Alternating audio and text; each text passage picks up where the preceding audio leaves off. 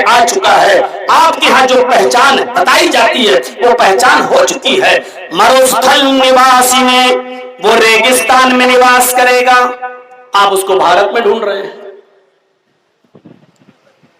آپ کی کتاب کہہ رہی ہے، رگ وید کہہ رہی ہے، آپ کو قرآن کہہ رہی ہے مروستھل نواسی میں، وہ ریگستان میں آئے گا. مروستھل نواسی میں، مروستھل میں ریگستان میں نواس کرے گا. اور ہم مانتے ہیں کہ آخری نبی جناب محمد رسول اللہ کا جنم ریگستانی علاقے میں مکے میں اس تپتے ہوئے صحرا میں ہوا تھا جس کی گرمی مشہور ہے. ہم مانتے ہیں. آپ کے عقائد اشوما شبما روحا دیو رکت جگت پتی، وہ گھوڑے پر سواری کرے گا اور یدھ میں جائے گا. شریشوریا گڑنویتا آسنا سادھت مرم شریشوریا گڑنویتا، گھوڑے پر بیٹھ کر تلوار سے یدھ کرے گا. آپ کی کتاب کے مطابق پتا چلتا ہے کہ وہ زمانے کی پریہ سواری گھوڑا ہوگا. گھوڑے کی سواری 1400 سال پہلے ہی ہوا کرتی تھی. تلوار سے جنگوں میں جائے گا اور یدھ کرے گا. آپ کے اس کتاب کے آدھار پر صاف طور پر ظاہر ہوتا ہے کہ وہ تیروں تلواروں سے یدھ اور لڑائی جب ہو رہی ہوگی وہ زمانے میں آئے گا. ہم مانتے ہیں کہ محمد رسول اللہ کا جنم انتم رشی اور آخری پیغمبر محمد رسول اللہ کا جنم بھی اسی زمانے میں ہوا تھا. اور آپ کی مشہور سواری گھوڑا بھی تھی. آپ اونٹ پر بھی بیٹھے ہوئے تھے. جنگ میں جایا کرتے تھے تو گھوڑے ہی پر اثر آپ نے سفر بھی کیا. تیروں تلواروں کے ذریعے آپ نے یدھ کیا.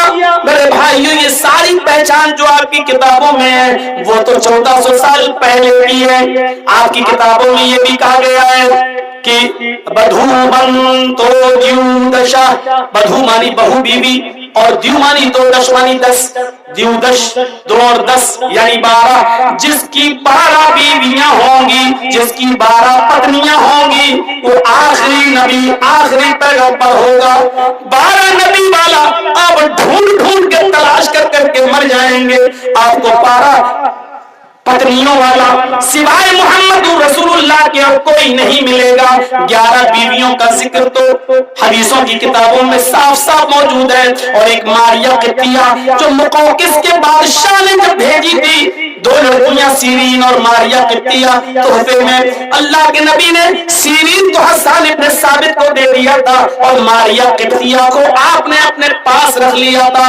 ماریہ قبطیہ کے بطن سے پیٹ سے اللہ کے نبی کا ایک بچہ بھی پیدا ہوا جس کا نام ابراہیم تھا. تو 11 بیویوں ایک ماریہ قبطیہ، 12 بیویوں والا اگر آپ تلاش کریں گے تو وہ سوائے محمد رسول اللہ صلی اللہ علیہ وسلم کے اور کوئی ہمیں دکھائی نہیں دیتا ہے. میرے بھائیوں آپ اپنی کتابیں پڑھیں گے تو آپ جو دھول جمی ہوئی ہے وہ چھٹتی چلی جائے گی. ہم تو کہتے ہیں کہ ہماری کتاب سمجھ میں نہیں آتی ہے، مت پڑھو. اپنی کتاب پڑھنے کے بعد تلاشنا شروع کرو تو سچائی آپ کے سامنے آتی چلی جائے گی. میرے بھائیوں آج کے اس دور میں ہمیں چاہیے کہ ہم پریم کی باتیں کریں، محبت کی باتیں کریں، لوگوں کو ملائیں. آگ لگانے والے تو بہت پھر رہے ہیں اور آج کے اس دور میں سب سے زیادہ آگ میڈیا لگا رہی ہے. ابھی دیکھیے پریاگ راج میں الہ آباد میں وہ 2 سگے بھائیوں کا مرڈر ہوا. نام لینے کی ضرورت نہیں ہے. میری کہیں تقریر بھی نہیں ہوئی اور جیل سے چھوٹنے کے بعد تو ہم بولے ہی نہیں، کہیں پر بھی ایک لفظ نہیں بولا. اور دیکھ لو ان لوگوں کو مل گئی.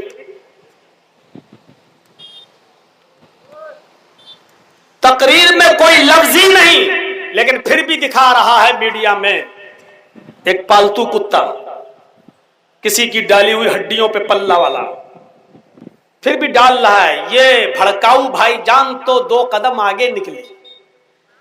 کیا بولتے ہیں ان 2 سگے بھائیوں کی ہتیا کے بارے میں، جبکہ وہ ہے ہی نہیں، میں بولا بھی نہیں ہوں. اب ان کے اوپر مان ہانی کا کیس کروں تو کیا ہوگا؟ ان کا کچھ ہو پائے گا؟ کچھ نہیں ہو پائے گا. کچھ نہیں. تو بہت ہوشیار رہنے کی ضرورت تو ہے ہی. لیکن ضرورت ہے اس بات کی کہ ہم پیار اور محبت کی باتیں کریں اور لوگوں کو ایک پلیٹ فارم پہ لانے کی کوشش کریں. میرے بھائیوں، یہ دین آدم سے لے کر نوح تک، نوح سے آدم اور نوح سے لے کر محمد رسول اللہ تک سارے لوگوں کا یہ دین ہے. اس میں توحید ہے. ہمارے ہندو بھائیوں میں بھی توحید ہے.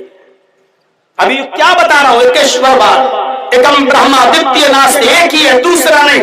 دیئر از نو گاڈ، یہ کیا ہے؟ توحید ہی تو ہے.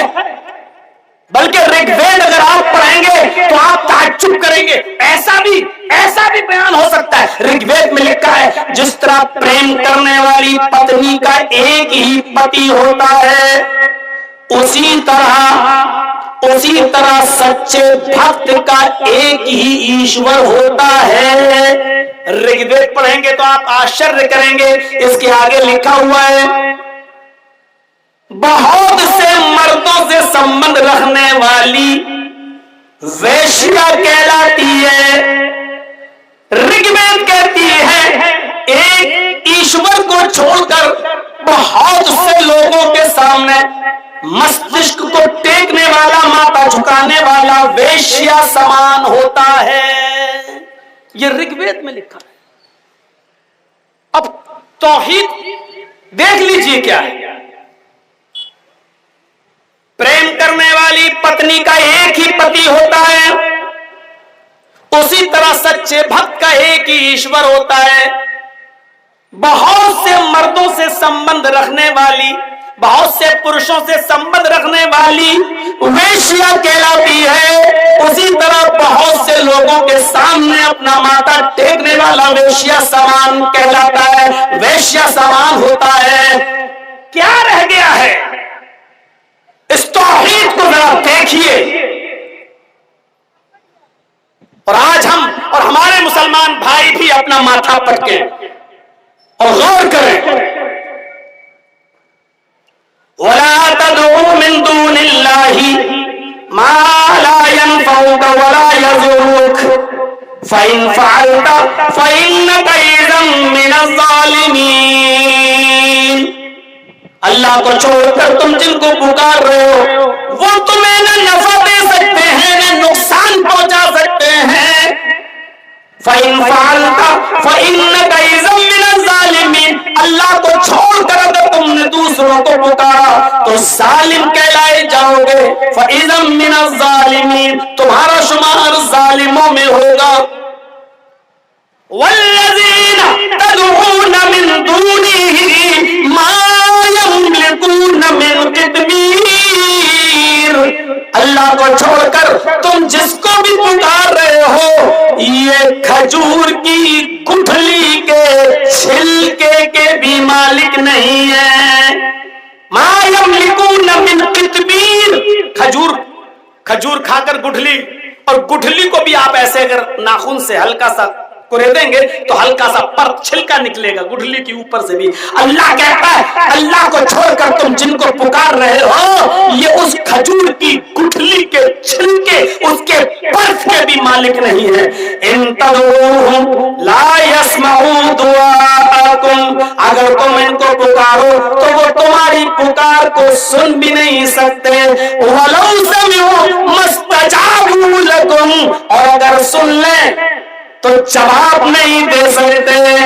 وَيَوْمَ الْقِيَامَةِ يَكْفُرُونَ بِشِرْكِكُمْ، قیامت کے دن تمہارے شرک سے بیزار ہو جائیں گے، انکار کر دیں گے. اللہ کہے گا اچھا تو نے کہا تھا یہ 18 میٹر کی چادر لے کے آنا میرے پاس، ادھر آ.